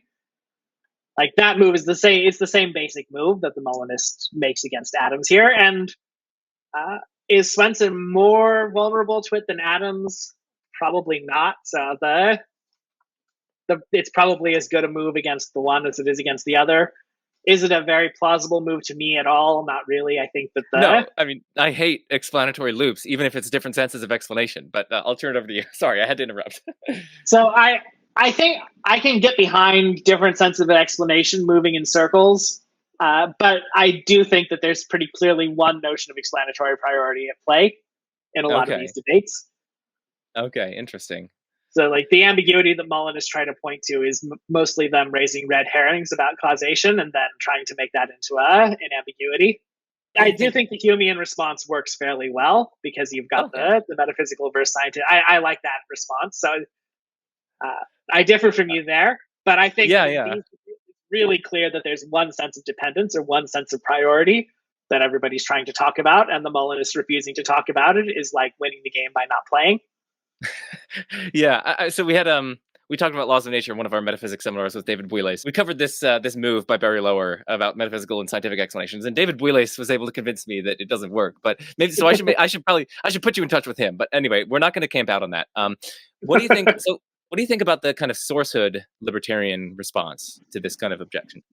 So you have to explain how it is that you're maintaining yourself as the source of your actions when it looks like your actions are getting fully explained by some other stuff. Now, this will come up in a minute when I talk about the Nevin and I's version of this argument, because I did, like, one thing to ask is, like, why are we talking about the same argument 3 times? Because the Adams argument, the Swenson argument, and the Hasker-Rubio argument all kind of take the same thought that, like, look, if you're a Molinist and you want to avoid explanatory cycles, you end up taking away freedom. But there are very subtle differences in the principles that the arguments use. So if I could push us ahead to the next slide, I'll show, here's what's different between the Adams argument and the Swenson argument. So Adams has got his premise 12, Swenson's got his fixity principle. And Adams' principle is slightly logically weaker than Swenson's. So Swenson's like, you can't do anything that's inconsistent with facts that aren't explained by your choices. So think about a big tree that's got all of the fact, the what depends on what linked by arrows, a big directed acyclic graph. Swenson's principle says, look at your choice, look at the whole tree, and anything that's inconsistent with your choice and not downstream of your tree, you can't do anything inconsistent with that stuff. Whereas Adams says, look at your choice and look upstream, and you can't do anything that's inconsistent with stuff that's upstream of your choice. But there could be other branches of the tree that are like neither up or downstream from you, and they could have stuff that's inconsistent with your choice. And Adams's principle is totally silent about those. Whereas Swenson's principle requires you can't do anything that contradicts them either. Swenson's fixity principle implies Adams 12, but not the other way around. Adams's thing is logically weaker, like that's usually a strength and a premise. On the other hand, like logical strength is good too as a piece of philosophical technology because it makes more predictions and is usable in more contexts. Yeah, and that's part of the attraction, I take it, of Swenson's principle. He basically argues that like it makes really good sense of a lot of our judgments about like what we're able to do and not able to do. Yeah, exactly. To my thinking, that's basically the only difference between the Swenson argument and the Adams argument. They're taking the same thought, they're packaging it a little bit differently, obviously, but philosophically, substantially, the difference is the freedom dependence principle that they rely on. So our next argument is well, at least in my view, it's probably an improvement on both of these sorts of explanatory priority arguments. So then let's turn it over. I take it that it's your paper in mind. Yes. So this is the Hasker-Rubio explaining freedom away argument. And so here I've included our sort of high-level statement of the argument. where we choose one instance of an act for specificity, but really it applies to all acts with full generality. So first premise, if Molinism is true, then there's some set of facts gamma that fully explains Eve's sinning and everything that Eve does that influences whether she sins. If gamma fully explains S is doing A, as well as everything S does that influences whether S does A, then S does not do A freely. And so if Molinism is true, then Eve doesn't sin freely. Since Eve's sin was just an arbitrary choice of action, like it applies to all actions generally. What to say about this argument and how it differs from the other stuff? We're in the same sort of conceptual space as the other two arguments, but there's a really important difference between, like, all of us have a premise that connects explanation and unfreedom.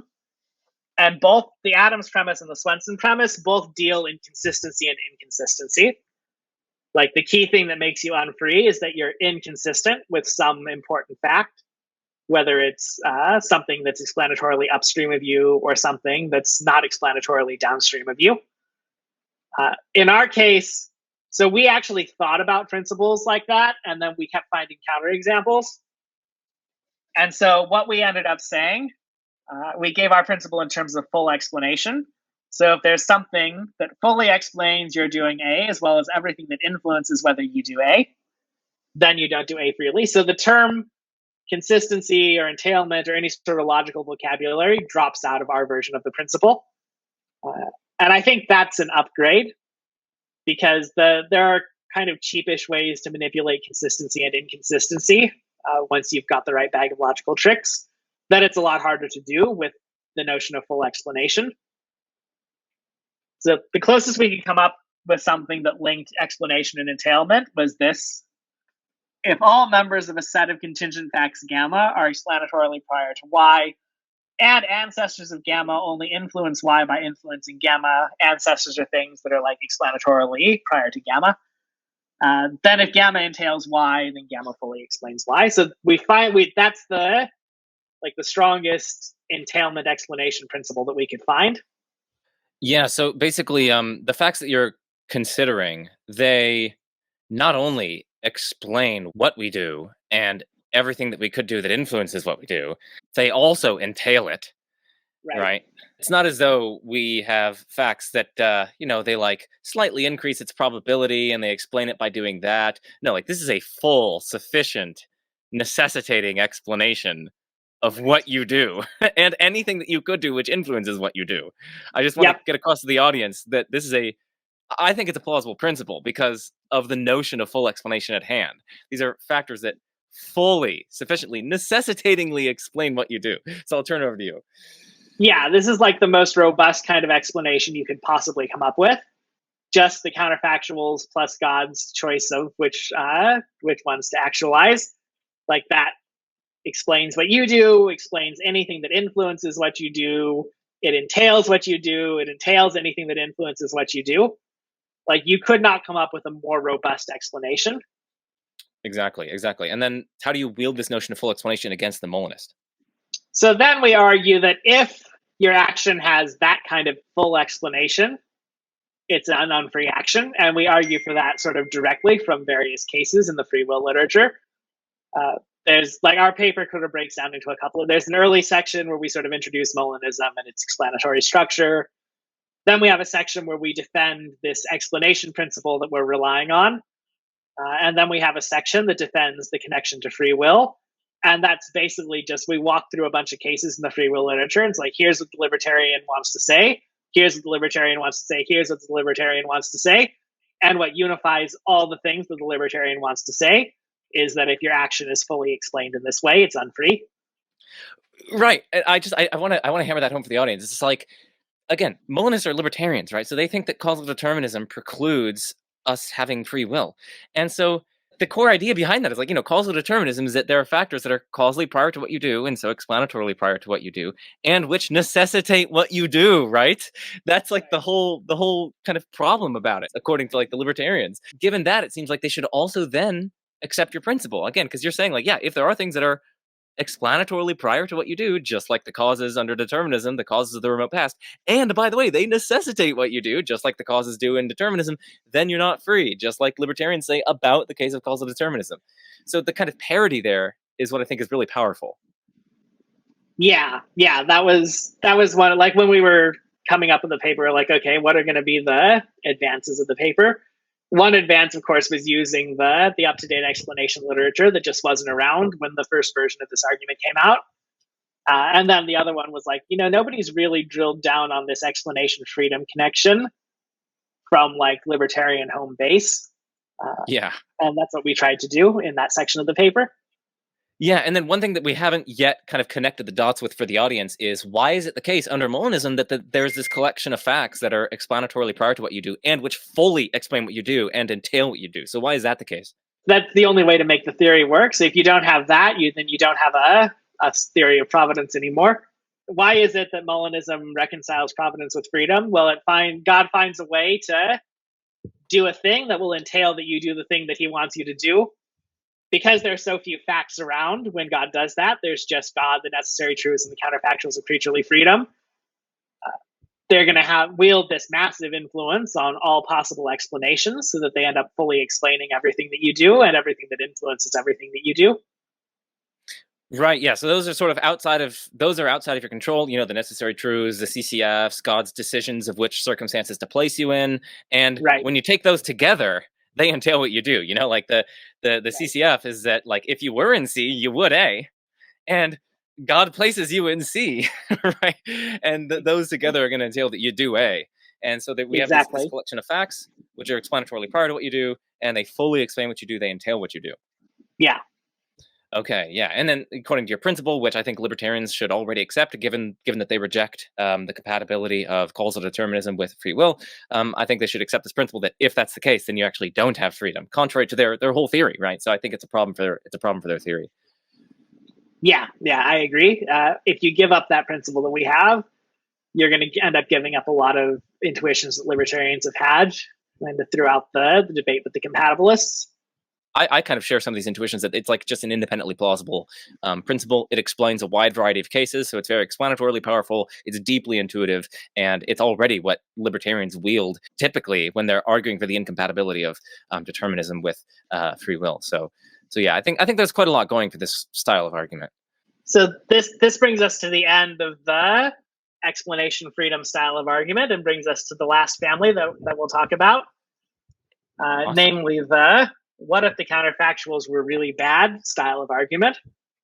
And so the first one we'll call God's unlucky day. And this is, I don't know as anyone has actually seriously advanced this particular argument in the literature. This is something that Molinists bring up like right away when they reinvent the theory to explain, like, this is what we say about this particular, this is an initial problem that they go for. I think it's in Plantinga's first version of the free will defense that this comes up. So the argument goes, if Molinism is true, the counterfactuals of freedom could turn out really badly. If the counterfactuals of freedom turn out really badly, God's creative decision could be a disappointment, but a perfect being doesn't make disappointing decisions, and so Molinism is false.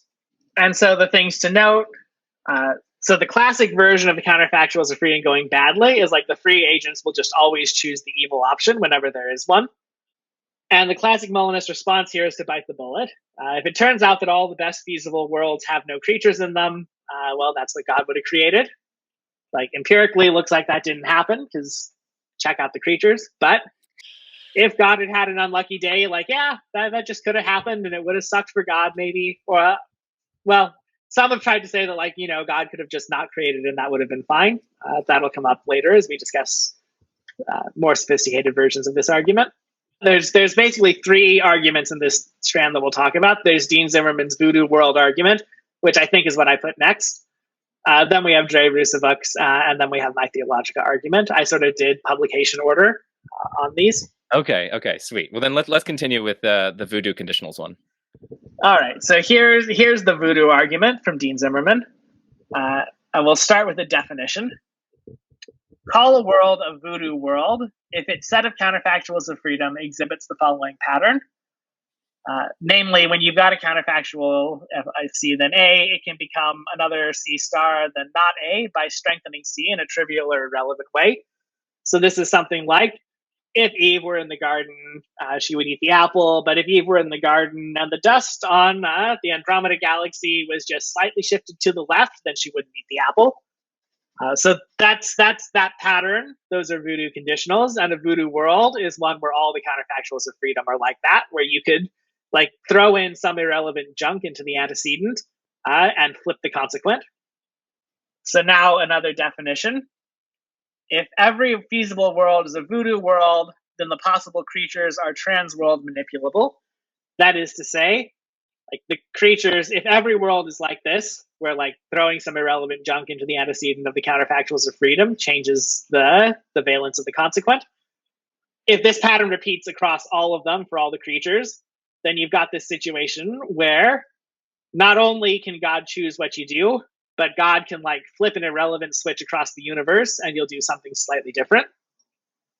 So one thing I want to note here is like circle back to Molina's helps of grace, and these look an awful lot like Molina's helps of grace. So this is Dean Zimmerman's take on this argument. And if you thought that like this is being just weird about how counterfactuals of freedom work, just remember that the OG Molinist also thought that the creatures should be trans-world manipulable, and actually thought that was a virtue of the view. So that brings us to the argument, namely, if Molinism is true, then trans-world manipulability is possible.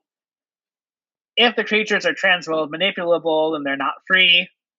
So if Molinism is true, then it's possible that there be no option to create free creatures. If there's no option to create free creatures, God's creation decision is risky.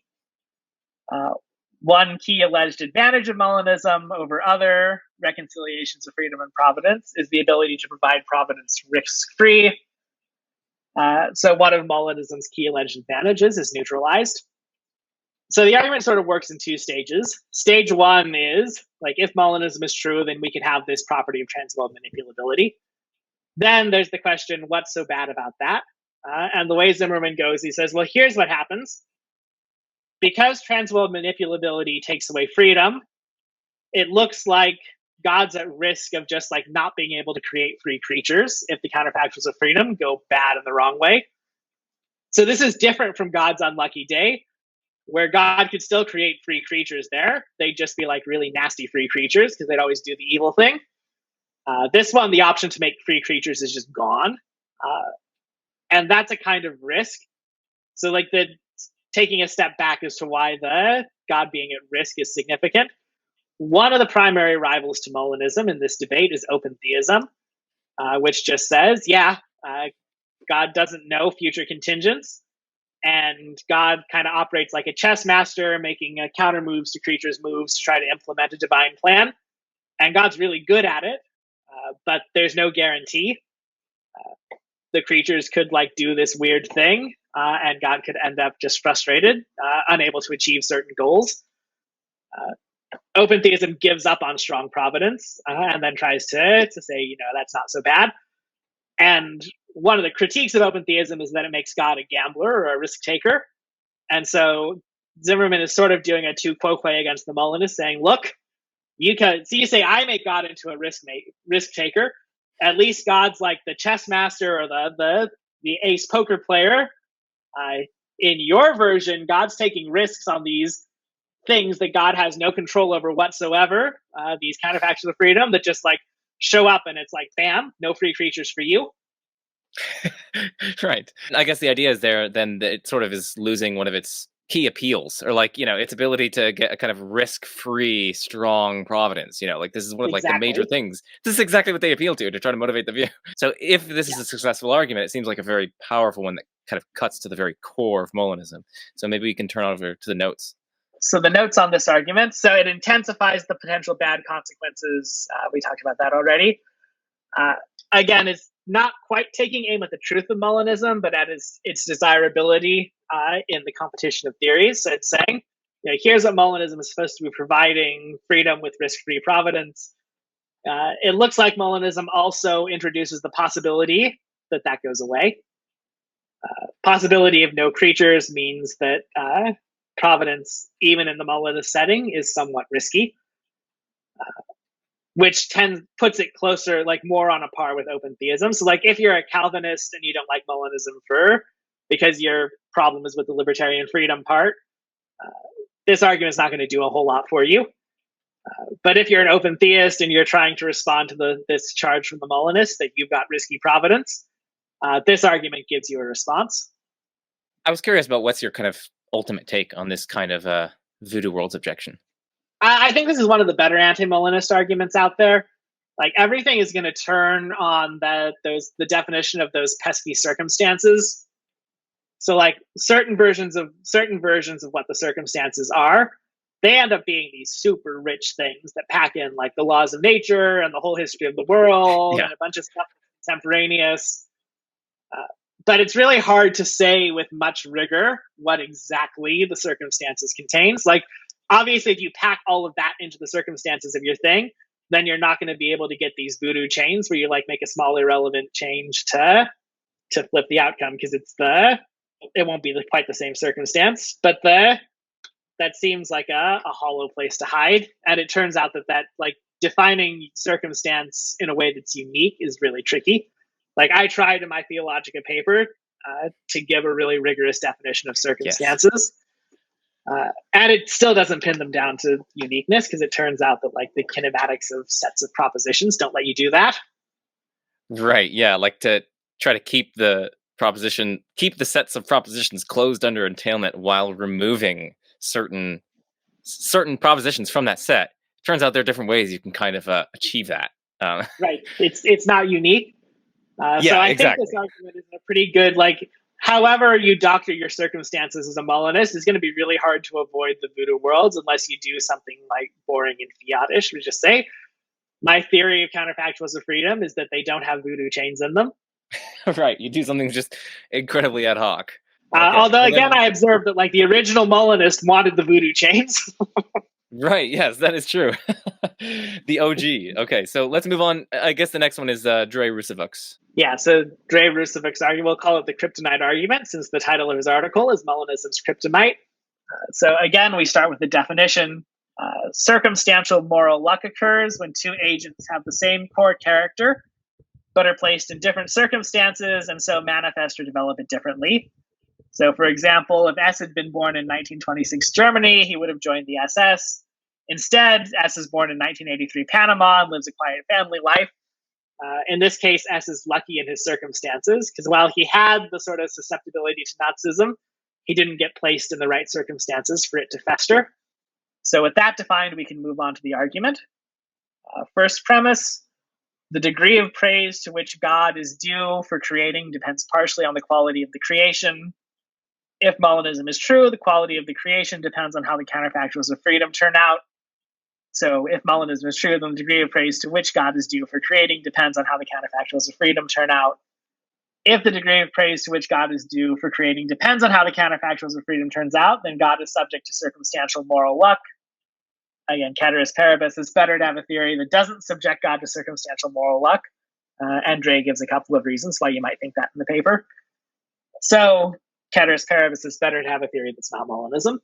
One thing that strikes me as powerful about this sort of reasoning, and it's a similar style of argumentation. I mean, it's not exactly the same, but it's just that God's ability to exercise providential control over creation, or I guess the extent to which he's able to exercise providential control over creation, is just hostage to factors beyond God's control. And then you start to worry about, like, well, what about divine aseity? Like, shouldn't God's perfections, shouldn't they depend only on, either depend on nothing or only depend on God? It seems like they shouldn't depend on things outside of God and over which God has no control. So you start to worry about divine aseity, start to worry about all these different sorts of things, and all deriving from the fact that these CCFs are beyond God's control. Yeah, and this is actually sort of getting us back towards the division point in motivation between Molina and the 20th century or 21st century Molinists, where someone like Molina is not going to want there to be very many worlds at all, maybe any that are possible but not feasible, because the whole point is to give God more control over things. And the helps of grace sort of really bring that out. Whereas for 20th and 21st century Molinists, the whole goal is to give God less control over things. That way, like, God will have excuses for not like saving everybody or creating a world where everybody always does the right thing. And so in a certain sense, it's like in the in the contemporary version of Molinism, the seeds of its doom are kind of there in the original motivation.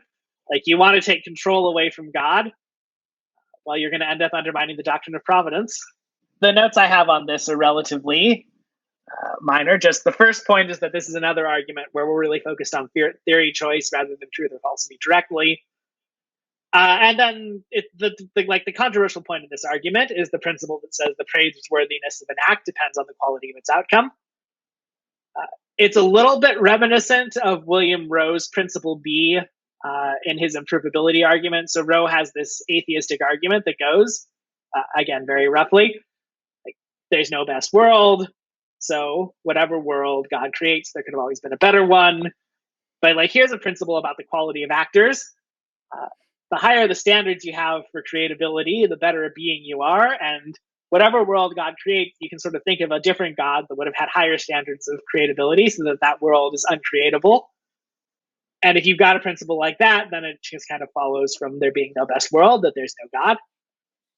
This is not quite the same as Rowe's principle B, but it's the same underlying thought that, like, here, look at the quality of the product, and that tells you something about the quality. In this case, it's praiseworthiness rather than goodness. So that's a key difference with Rowe. But it's the same idea of you sort of look at the product to see something about an important feature of the creator. Yeah, or at least the praiseworthiness of the creator's act, at the very least. Mm-hmm. Yeah. As long as that's what you wanted to cover with respect to this argument, we can move on to, I think, the final one in our list, which is the one in your theological paper. Yes. This is the providential collapse argument from my theological paper, which, again, just sort of like interesting parallelism in this literature. The Zimmerman's Voodoo worlds argument was inspired by Adams's explanatory priority argument and appeared in a volume that was a tribute to Adams. And this providential collapse argument was kind of inspired by the Voodoo argument and is appearing in a volume that's a tribute to Zimmerman. So here we'll start with the definition. Definition: providential collapse occurs if the number or variety of feasible worlds is low. So if Molinism is true, then providential collapse is a possibility. If providential collapse is a possibility, then God is not provident a se. Theism requires that God possess important attributes like providence a se. So if Molinism is true, then theism is false. I didn't give a summary like this in the paper itself, but that would be my summary of the thrust of the argument. Right. So can you briefly talk about this notion of aseity, which is what you're kind of alluding to here? Yeah. So divine aseity, the ase is the Latin for of itself. And the thought is it gives God a certain robust metaphysical independence where God doesn't depend on anything else. And then in stronger versions of the doctrine, everything else also has to depend on God, but that part is less universally acknowledged.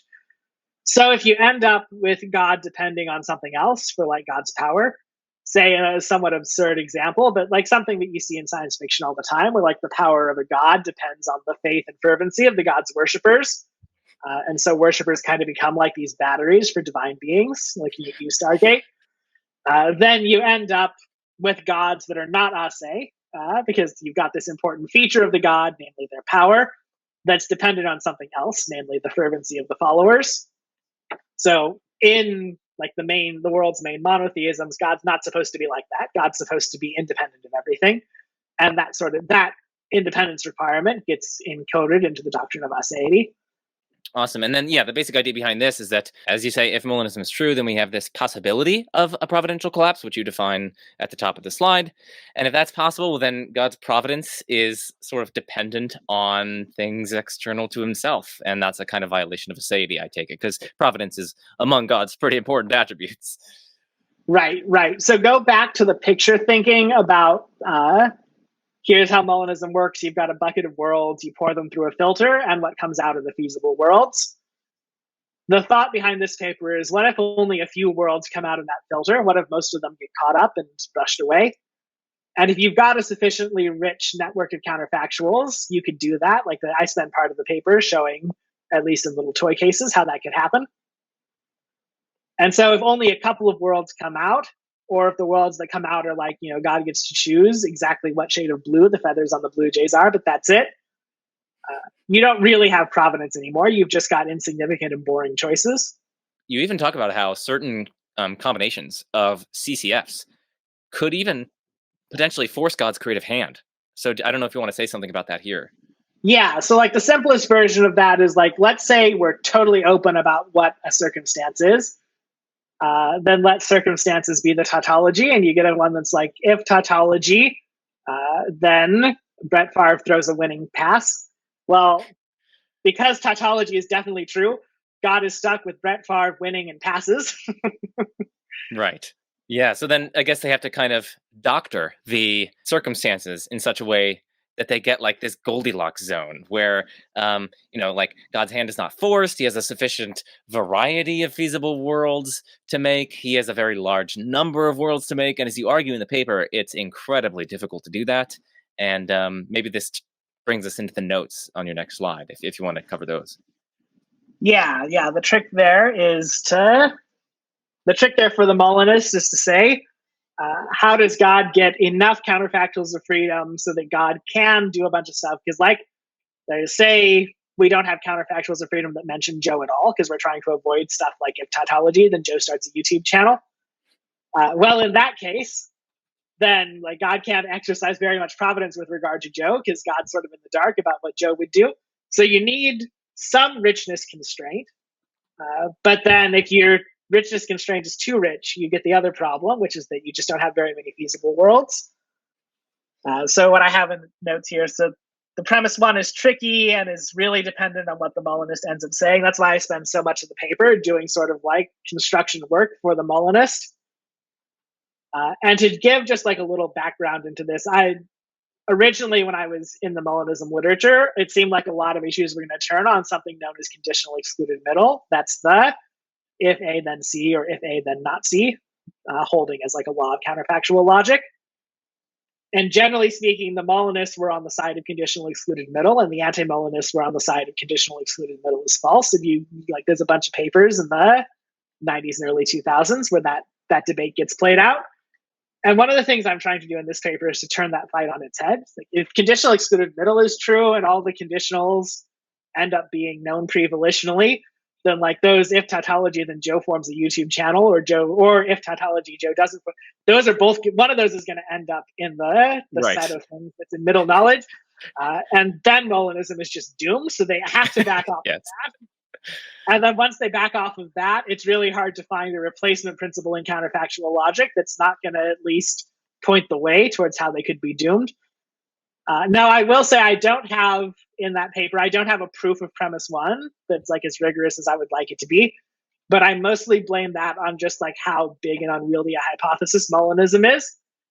So what I'll say there is that the possibility of a collapse is on the same epistemic footing as things like transworld depravity or like Craig's hypotheses about what it would take to get the right population of heaven, and that all the sorts of hypotheses about the shape of the counterfactuals of freedom that Molinists use in their theological constructions, it's on roughly the same epistemic footing as those. So if there's a problem there, there's also a problem with all the use cases for Molinism.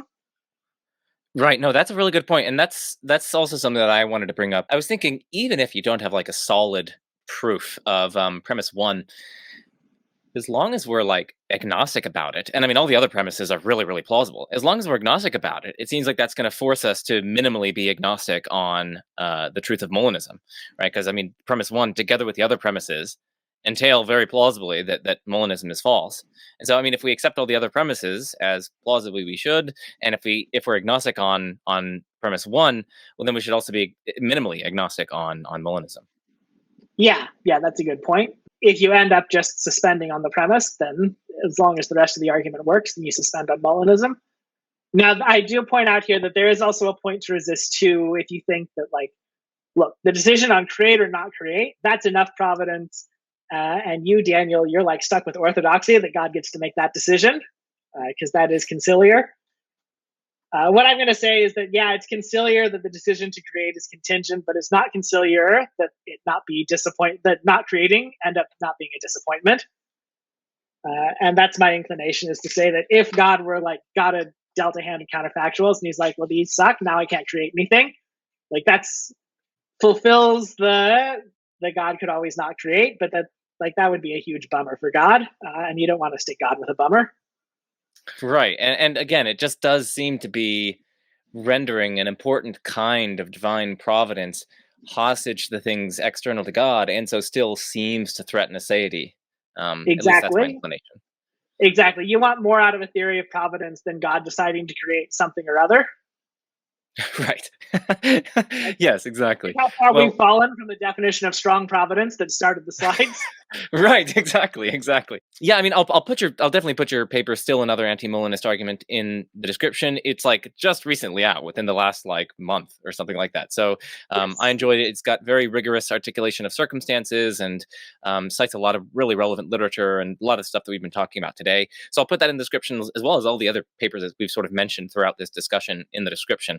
I have a tier list of the Oh, we anti-Molinist got a tier arguments. list. We've got a tier list. Oh, I agree with S tier. Oh my goodness. That I was literally thinking I would put that in S tier. Yeah. So in the S tier, I've got the explaining our freedom away argument. That is a little bit of a homer pick since I was partially behind that argument, but I do think that's the best one out there.